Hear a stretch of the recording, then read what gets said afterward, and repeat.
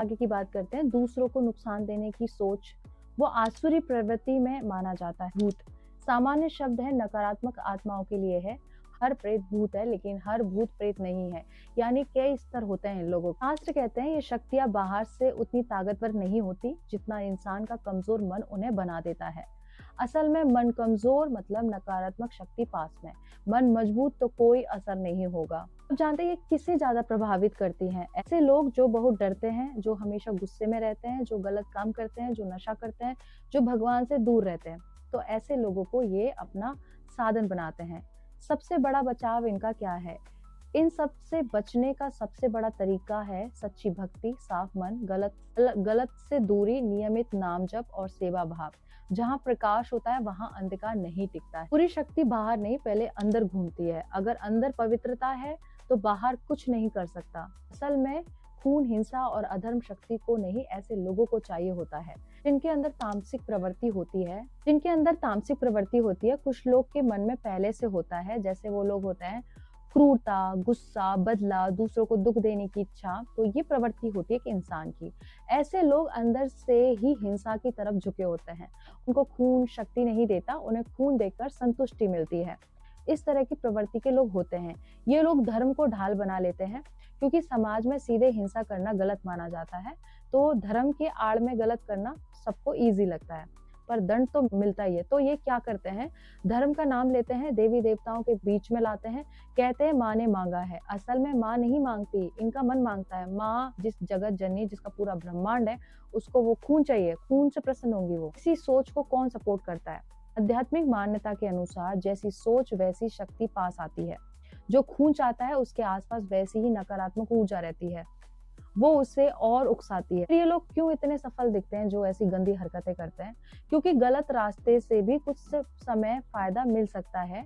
डर से लोग मान लेते हैं, भ्रम बन जाता है। ये बहुत शक्तिशाली है, लेकिन ये टिकता नहीं है। अंत हमेशा खराब होता है। आप कोई भी एग्जाम्पल उठा के ले लो, शास्त्रों में, आपके रियल लाइफ में। सच्चे भक्त कैसे होते हैं? किसी को दुख नहीं देता, किसी का खून देखकर खुश नहीं होता, डर नहीं फैलाता, प्रेम फैलाता है। वो जानता है भगवान करुणा है, क्रूरता नहीं है। भगवान यदि करुणा ना होते, क्रूर होते, तो हमारा क्या होता? सबसे गहरी सच्चाई ये है, खून कमजोरी की निशानी है, करुणा शक्ति की निशानी है। जो सच में शक्तिशाली होता है वो किसी को मारकर नहीं, खुद पर जीत पाकर बड़ा बनता है। वो वाली होती है, स्त्री पुरुष में जब लड़ाई होती है तो स्त्री को सम्मान देने वाला पुरुष महान होता है, लेकिन स्त्री पर चिल्लाने वाला मूर्ख अधर्मी होता है। अधर्म करने वाले लोग हमेशा धर्म का नाम लेते हैं, और धर्म पर चलने वाले लोग कभी अधर्म नहीं करते। यही फर्क है। नकारात्मक बुरी शक्तियों से रक्षा का सरल आध्यात्मिक कवच भी मैं आपको बताती हूँ। तो भगवत गीता कहती है, इसे अपनाने से मन, आत्मा और जीवन तीनों सुरक्षित रहेंगे। तो इसको ध्यान से समझो। रोज भगवान का नाम सबसे बड़ा कवच है। सबसे पहली और सबसे शक्तिशाली ढाल नाम स्मरण। रोज कम से कम 5 से 10 मिनट बोले ओम नमः शिवाय, राम नाम, या जो भी आपको भगवान नाम प्रिय हो। जहाँ नाम है वहाँ नकारात्मक शक्ति नहीं टिकती। ये तेरी सुरक्षा है। याद रखो, बुरी शक्ति पहले मन में घुसती है, फिर जीवन में। इसीलिए ज्यादा गुस्सा न पाले, बदले की भावना न रखे, ईर्ष्या न रखे। और आपको रखना क्या है? क्षमा रखनी है, संतोष रखना है, शांति रखनी है। साफ मन ही सबसे बड़ा मजबूत कवच होता है। उसके बाद सुबह शाम छोटी प्रार्थना करनी है, दिन में 2 बार। बस इतना कहो, हे प्रभु मुझे गलत से बचाओ, सही रास्ते पर रखो। ये बहुत शक्तिशाली रक्षा मंत्र होता है। दिल से बोला जाए बस उतना ही काफी होता है। इसके बाद आपको गलत संगति से दूरी बनानी है। लोग साधना से नहीं, गलत संगत से गिरते हैं। जो लोग डर फैलाते हैं, हिंसा को सही बताते हैं, अधर्म में मजा लेते हैं, उनसे दूरी ही आपको सुरक्षा देगी। सेवा और भलाई देवी का असली कवच यही है। जो इंसान किसी की मदद करता है, दुखी को सहारा देता है, किसी का दिल नहीं तोड़ता है, उसके चारों ओर देवी की रक्षा रहती है, एक कवच की तरह। सेवा ही दिव्य सुरक्षा कवच होती है, क्योंकि जो इंसान ऐसा होता है उनके साथ भगवान खुद कवच बन के चलते हैं। हनुमान शक्ति भक्ति विशेष रक्षा है। अगर डर, बुरे सपने, बेचैनी हो तो हनुमान चालीसा मंगलवार और शनिवार को पढ़े। दुर्गा सप्तशती का 1 अध्याय करे। जय हनुमान जय मां का जब भी कर सकते हैं। ये बहुत तेज असर करता है। के बाद पवित्र जीवन शैली रखनी है। छोटी बातें और बड़ा असर होता है। साफ सफाई रखनी है, नशे से दूरी रखनी है, गलत संबंधों से बचाव रखना है, संयम, पवित्र शरीर, पवित्र ऊर्जा बनी रहेगी। उसके बाद सबसे शक्तिशाली मंत्र जो आपको दिल से बोलना है वो ये है, रोज एक बार कहो, मैं ईश्वर की शरण में हूँ, कोई नकारात्मक शक्ति मुझे छू नहीं सकती। ये आत्मा को मजबूत बनाता है। और सबसे गहरी बात ये है, शास्त्र कहते हैं ये, जिसे भगवान पकड़ लेते हैं उसे कोई छोड़ नहीं सकता। अगर आप सच्चे हो, ईमानदार हो, करुणामय हो, तो आप पहले से ही सुरक्षित हो, आपका कोई भी कुछ नहीं कर सकता। तो याद रखने वाली बात यही है, डर कमजोरी है, विश्वास शक्ति है और भक्ति कवच है।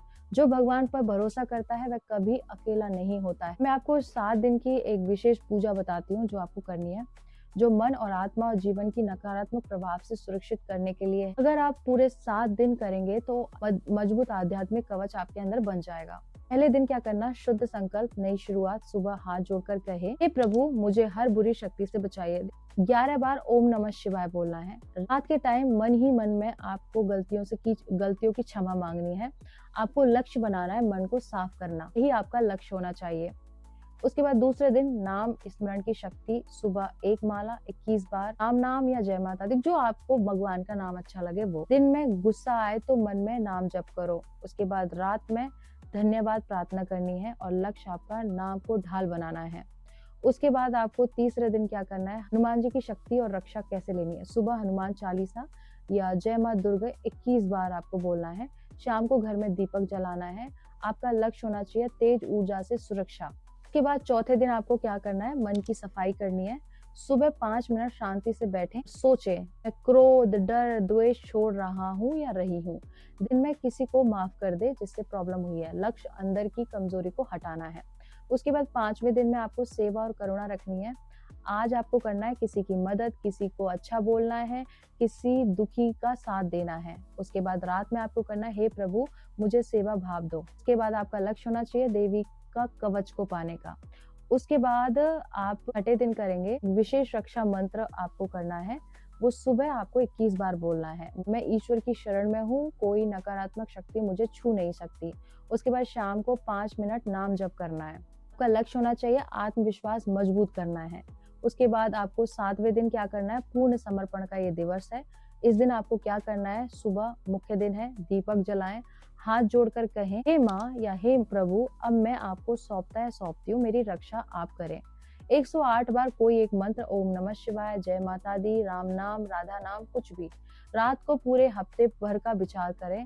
आपका लक्ष्य होना चाहिए आपकी स्थायी सुरक्षा। रोज का आसन समय 15 से 20 मिनट, सुबह 10 मिनट, रात में 5 से 10 मिनट, बस इतना काफी है। 7 दिन का ये नियम बहुत जरूरी है। इन 7 दिनों में आपको क्या नहीं करना वो भी ध्यान रखना है।